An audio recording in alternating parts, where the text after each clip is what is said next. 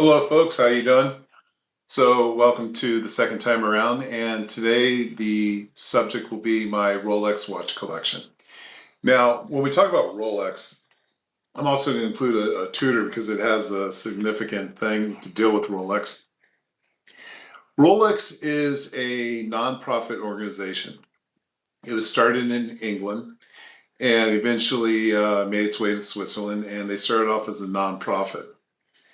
And so they make a ton of money, but they're going to, again, nonprofits. Then they started their sister company, Tudor. And Tudor is a for profit. And Tudors are great watches. They probably not the same high quality of a Rolex, but they're kind of a stepsister.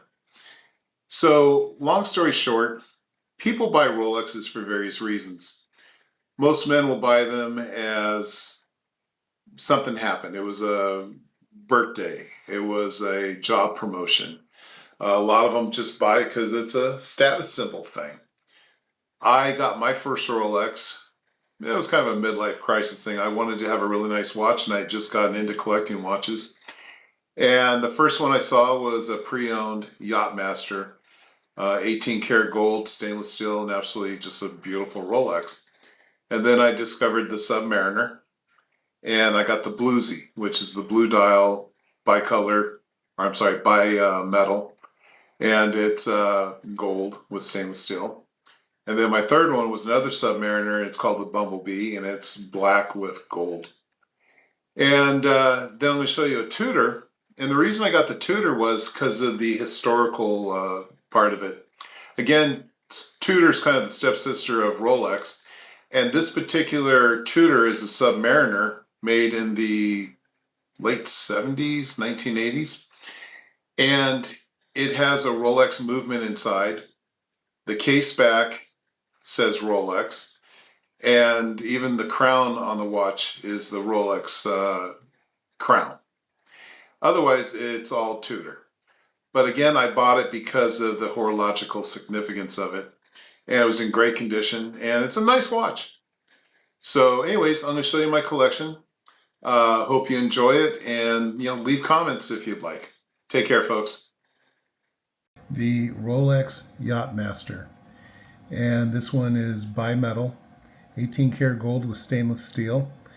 And this was the very first Rolex I ever bought. Now, all my Rolexes are pre-owned, and absolutely, as soon as I saw this watch, I fell in love with it.